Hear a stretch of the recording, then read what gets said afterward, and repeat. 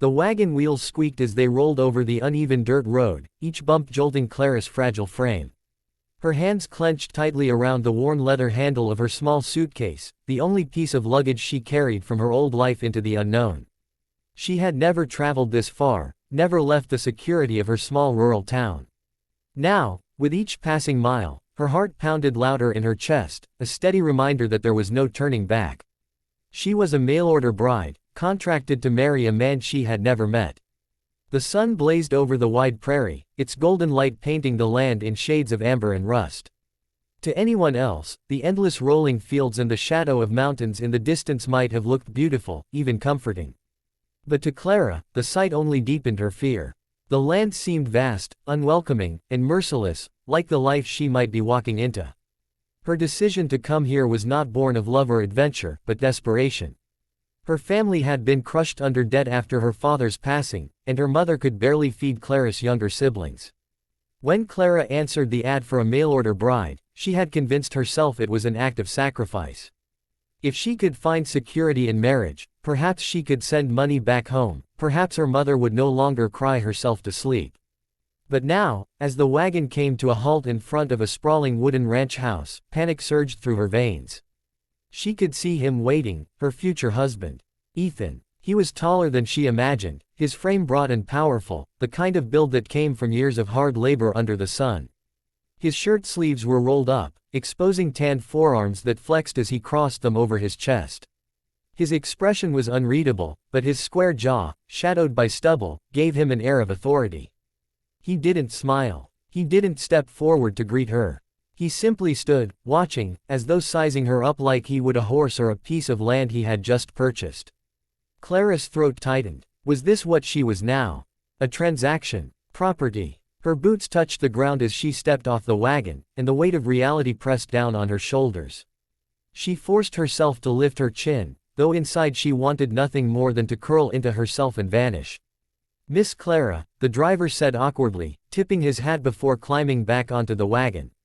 Within seconds, the wheels were turning again, and the wagon was pulling away, leaving Clara stranded in this unfamiliar place with a stranger who was supposed to become her husband. The silence was deafening. Clara wanted him to say something, anything, but Ethan only nodded curtly. His dark eyes scanned her face, then her modest dress, then the small suitcase at her side. Finally, he muttered, "You came." His voice was deep, rough, and carried the weariness of a man who had lived too many hard years. "Yes," Clara whispered, her voice almost lost in the wind. Her heart thundered so loudly she was certain he could hear it. Ethan didn't move closer. He didn't offer a handshake or a word of comfort. Instead, he gestured toward the house. "Come inside. You'll need rest." Clara swallowed hard, following him toward the porch. Each creak of the wooden steps under her feet made her want to turn and run, but there was nowhere to go. She was bound by the choice she had made, a choice that suddenly felt like a prison. Inside, the house was plain but solid, with wooden floors and sturdy furniture. There was no warmth, no flowers in a vase, no softness that suggested comfort. It was the home of a man who worked, not a man who dreamed. Clara set her suitcase down, feeling more like an intruder than a bride. Ethan cleared his throat. "The spare rooms upstairs. We'll sort things out in time." His words were blunt, practical. There was no trace of tenderness, no hint of welcome. Clara nodded silently, her mind a whirlwind of doubts. She thought of the letters he had written, brief, factual notes about the ranch, about needing someone to help raise his little girl. Not once had he spoken of love, or even companionship. Now, standing here in this quiet, unfamiliar house, Clara wondered if she had been a fool to hope for anything more. Her eyes darted to the staircase, but her legs wouldn't move. She could feel Ethan's presence beside her, heavy and intimidating. His silence filled the room like a storm waiting to break. Clara's hands trembled as she clasped them in front of her. She told herself to be brave, to remember why she came. But in that moment, she was no bride, no partner. She was a terrified young woman, standing in the home of a man she barely knew, unsure if this was the beginning of her salvation, or her undoing. The evening crept slowly over the prairie, painting the sky in streaks of pink and orange as the sun sank low. Inside the ranch house, Clara sat stiffly at the long wooden dining table. The meal before her was simple, roasted potatoes, beans, and a slice of cornbread, but her hands trembled so much she could barely hold her fork. The silence in the room was thick, pressing down on her shoulders like an invisible weight. Across the table, Ethan sat with the same stoic expression he had worn since her arrival. His knife scraped lightly against his plate as he cut into the meat, the only sound breaking the quiet. Every time Clara dared to glance up, she found his eyes fixed elsewhere, on his plate, the window, anywhere but her. She wondered if he regretted sending for her, if he had already decided she was a mistake. Clara's stomach twisted with nerves. She had imagined this dinner so differently. In her daydreams, they would exchange polite words, perhaps a hesitant smile, something to make her believe she could belong here. Instead, the silence was suffocating. She could feel her fear rising again, threatening to choke her. Then, from the small chair beside Ethan, a tiny voice spoke. "Are you going to be my new mama?" The words were soft, almost shy, but they struck Clara's heart with the force of a storm. She froze, her fork clattering onto her plate. Slowly, she turned her head to the source of the voice. Sitting there was a little girl with big, curious brown eyes and a cascade of golden brown curls.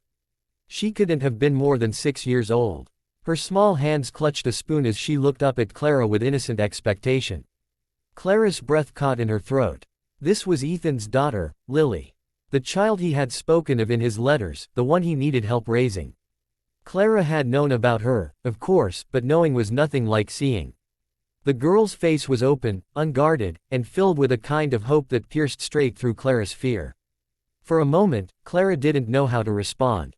She had been so consumed by her own terror, of Ethan, of this house, of the uncertain future, that she hadn't thought about what this marriage meant for the child. And now, confronted by Lily's question, she realized this little girl wasn't judging her clothes or her trembling hands. She wasn't measuring Clara's worth like an adult might. She simply wanted to know if Clara would be someone to love her. Clara's lips trembled as she tried to form words. Her instinct was to promise, to throw her arms around the child and reassure her. But how could she? She was terrified herself, unsure if she could fill such an important role. And yet, when she looked into Lily's eyes, she saw not just hope but also loneliness, a loneliness that mirrored her own. Clara's voice came out soft, tentative. "If you want me to be," she whispered. The room seemed to shift in that instant. Lily's face lit up with a smile so wide it showed the gap between her baby teeth. She leaned forward, resting her elbows on the table, her eyes sparkling. "I do. I always wanted a mama again." The words hit Clara like a wave. A mama again. The phrase carried a story within it, a story of loss, of absence. Clara's chest tightened as she realized that this little girl had already known heartbreak far too young. Ethan shifted slightly in his chair, his fork pausing midair. For the first time since dinner began, his gaze turned fully to Clara. His dark eyes studied her face, his expression unreadable. Yet there was something different now, something softer in the way he looked at her. Clara felt her cheeks flush under his stare. She quickly lowered her eyes, pretending to focus on her food, but her hands were steadier now. Somehow, Lily's innocent question had cracked the icy wall of silence. Lily continued chattering, filling the space that had been so unbearably quiet moments before. She asked Clara about her favorite flowers, whether she knew how to bake pies, and if she liked bedtime stories. Clara found herself smiling, even laughing softly at the child's endless curiosity. With each question, the tension eased, as though Lily was stitching invisible threads between them, pulling her closer into this new life. At one point, Lily leaned toward Clara and whispered, as though sharing a secret, "Papa doesn't talk much, but he's nice. He just gets sad sometimes." Clara glanced at Ethan then, catching the flicker of surprise on his face. He had not expected Lily to say such things, especially in front of her. For a moment, their eyes met, and Clara saw something there she hadn't before, a glimpse of vulnerability beneath his stern exterior. Dinner ended not with the suffocating silence Clara had feared, but with Lily giggling as she insisted on showing Clara her favorite doll upstairs. Clara followed her, her heart lighter than it had been since she arrived. As she climbed the staircase behind the little girl, she felt Ethan's gaze on her once more. She dared to glance back, and this time, she didn't see just a stern, intimidating rancher. She saw a man watching carefully, as though trying to decide if maybe, just maybe, this fragile, trembling bride could be the answer to his daughter's longing and to his own unspoken loneliness. For the first time, Clara wasn't only terrified. She was hopeful. The next morning, sunlight poured across the wide prairie, casting the ranch in a golden glow. Clara awoke to the sound of distant roosters crowing and the faint clatter of hooves from the stables.